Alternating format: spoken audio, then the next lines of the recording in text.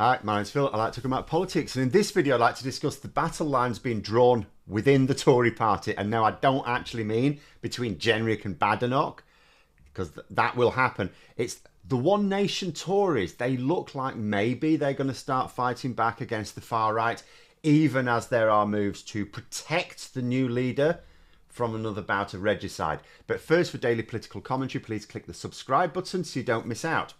So let's begin with Mark Francois, chair of the dwindling ERG that caused so much trouble in the past. He tends to be affectionately known as Penfold.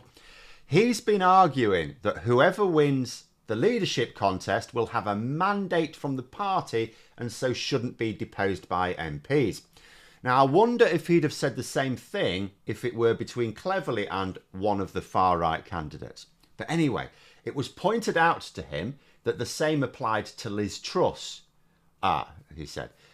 It was then pointed out that he had personally helped bring down two Conservative leaders with such a mandate. Oh, you can't keep doing these things, he said. Now, the reason I begin with Penfold here is because he is one of the Tory MPs who actually created the dilemma for Tories in the first place. The party has deposed, you would say, far too many leaders in recent years, and yet they were right to do so on each occasion. May had to go in order to make the Tories an electoral force again. It worked. Johnson had to go, really, because he was about to be suspended from Parliament and lose his seat. Never mind the stuff about he was going to go on to lose the election. There was no way he could lead them into that election from outside Parliament. Truss had to go because, holy crap, the Tories would have been lucky to win any seats at all if they left her in place. There was even good reason to get rid of Rishi Sunak long before the election, but they didn't do that because it was considered that actually changing leader for a third time inside a single parliament where they had a majority would look even worse than sticking with a failing leader and a failing strategy. The problem for the Tories is not that their trigger fingers are too twitchy when it comes to deciding whether to change leader or not. It's that they keep electing unsuitable leaders and giving them impossible tasks. They are yet again going to elect an unsuitable leader, and they are yet again going to give them an impossible task. The impossible task on this occasion is to get back all those Reform UK votes without actually saying anything bad about Reform's policies or the character of their head cultist, Nigel Farage. So when Penfold says we can't keep doing this, what he should mean is we can't keep... What he actually means is we can't keep changing leader. What he should be saying is we can't keep expecting them to do magic. Because this is why they keep ending up with crap leaders. Good ones will say, well, they'll tell you what you need to do in order to achieve certain outcomes. They'll say, okay, if you want to do this, then this is how we're going to have to do it. And then the crap leader goes, no, I can just do it by magic, no downsides. It'll all work, it's fine, it's simple. Good leaders will pursue realistic aims. And until the Tories decide this is what they want, they'll keep making the same mistakes. And there is now extra pressure on the next leader because the One Nation, the centre-right Tories, more officially known as the Tory Reform Group, have said that they refuse to endorse either candidate for leader. In other words, they're making it clear that whoever wins will not have their support in Parliament. Now, that doesn't mean to say they're going to keep defying the whip or anything like that just for the sake of it, but it does mean that they're threatening not to fall in line with the crazier policies. They say the reason they refuse to endorse either candidate is because the two remaining candidates, Robert Jenrick and Kemi Badenoch, unlike the ones who'd been knocked out, made no efforts to engage with this group during the contest. And this group represents about a third of Tory MPs, bear in mind. So the unsaid threat is, you didn't want us during the leadership contest, so presumably you think you can do without us afterwards. Now, earlier this year, I did suggest maybe these sort of One Nation Tories would fight back after the election, because for years they've allowed their leaders to appease the far right for the sake of party unity and remaining electable. Because they'll keep saying, well, disunited parties don't win elections. Any historian, of course, knows that appeasement never works, just makes things much worse, and you eventually have to tackle them. But, and the appeasement didn't work in this case. It resulted in a hard Brexit, which only a minority of Tory MPs wanted, and then a genuine existential crisis, because what happened with the fallout from Brexit, all the believers of Brexit have rushed into the arms of Reform UK because, well, Brexit's not working. The vast majority of people in this country, polling keeps showing, know that it's not working. And so what do you conclude? Either you conclude that Brexit itself cannot work, or you just conclude the Conservatives have messed it up. Either way, the Conservatives who delivered Brexit cannot retain the support of people who believe in Brexit. But these more moderate Conservatives, they think their party may be knackered until it starts being realistic anyway. So on that scenario, they may start to fight back. They can no longer say, well, let's appease these people on the far right so that we can stay in power. They're not in power. And if they believe that they're not going to get back to power without moderating again, then they can, it could be, they could take the view that if uniting the party just moves the party further and further to the right, then actually it's better to have a civil war which leaves it nearer the centre even after a load of bloody battles. And this has the potential for the start of a fight back. Quite how it works and how united these One Nation Tories are amongst themselves remains to be seen. Do they have the resolve to go through with this? Because it won't be a simple case of just deposing the new leader as soon as they get the chance and not making an arse of the next leadership contest. Apart from anything else, the confidence rules have been changed. I've said sort of in the recent past, the next leader has got a bit of a problem because they get a year's grace. They get a year where, confidence letters don't do anything. But after that, because it only takes 15% to trigger a confidence vote, that's realistically 19 MPs. And I kept saying, will the new leader look around them and think, are there 19 nutters in this party who will do that? And the answer is probably yes, there are.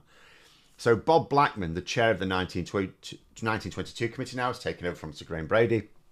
He has said that they're going to increase the number of letters needed for a confidence vote in order to stabilise the leadership. Now, this absolutely makes sense, even without the current background. The current rules are that you need 15% to trigger a confidence vote, but you need over 50% for the confidence vote to do anything, which is a hell of a gap. And confidence votes are always damaging, even if the leader wins. The leader almost always wins them. Even if the leader won with 85% of the vote, meaning it was only those 15% who had a problem, it's still damaging. Because at the very least, it makes it look like the party has a discipline problem, which is a turn-off to voters. And if the leader wins, but much more narrowly, then that can be fatal. So Blackman has said they're going to change the rules. They've decided the threshold should be much more. He hasn't said what yet. They said they haven't decided, but he says it should be at least 30%. So there's a concerted effort within the parliamentary party now to make it much less likely that the new leader is deposed early. And I suppose actually more importantly, that the new leader doesn't fear a small cult within the party holding them hostage. Because, there would have to be a much stronger feeling amongst MPs that they should go before they will go. Because it's worth remembering, neither Theresa May, Boris Johnson nor Liz Truss were deposed by a confidence vote. Two of them faced one, but none of them were deposed by a confidence vote. They were deposed when a clear majority of MPs sort of privately tipped them the nod they wanted them to go. The same is likely to happen with Jenrick or Badenoch anyway. It's just that now they won't fear a small number of nutters, as I say, holding them hostage. So they can conduct their... So it's one of two things. They can conduct their leadership in the knowledge that it would take a lot of Tory MPs to bring them down, but also knowing that about a third of their MPs will like to call time on them as soon as the conditions allow for it. Because these One Nation Tories have made it clear to them, you do not have our automatic backing.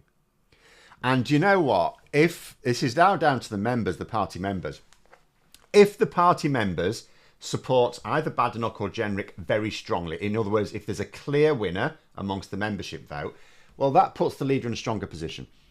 If it's quite tight, if it's like 55-45 type thing, particularly if there's a lot of party members abstain completely, that will actually put the new leader in a very weak position. If it ends up being a situation where, when you take abstentions into account, the new leader actually wins only with a minority of party member votes, and given that they've only got, we already know, a third of Tory MP votes, then actually the One Nation Tories can much more easily challenge them. So a lot will depend on the membership vote now. If the new leader is smart, big if, they will of course attempt to build bridges with this group. They failed to do that during the leadership contest. That will certainly mean giving some choice shadow cabinet positions to the more influential members, or at least offer them. It remains to be seen if they will accept them if, for example, Robert Jenrick wins because he's insisting on leaving the ECHR and they don't like that. It could arguably easier for Kemi Badenoch, who hasn't really tied herself to strongly to controversial policies. Like, you might think about her unforced errors about attacking maternity pay and minimum wage. But it wasn't a policy promise. She didn't say, oh, this will be my policy. She was just like talking out loud what she was thinking, which is something she may regret now. If, however, the eventual winner decides to operate like Liz Truss, who famously only allowed her vocal allies in her top team and excluded everyone else, then just like Liz Truss, they'll have created a huge block of opposition to their leadership on their own backbenches. But it will be interesting to see how the One Nation Tories decide to operate here. Will they replicate the tactics of the ERG from a few years ago? If they keep pressing for policies which appeal to key voters, or to abandon policies which repel them. If they do, however, they will have to realise it won't be a case. The far right won't back down like they did. You know, if they're going to beat them, they're going to have to properly beat them. The moderate Conservatives appeased the far right in order to feed this illusion of party unity. The far right don't care about that. Even if they're outnumbered, they don't care about party unity, especially as there's now another right-wing party waiting in the wings. But there we are. Those are my thoughts. If you'd like to put yours in the comments below. If you enjoyed the video, please click the like button and subscribe. And if you'd like to support the channel further, you can click the join button for memberships. Thanks for watching. And until next time, I'll see you later.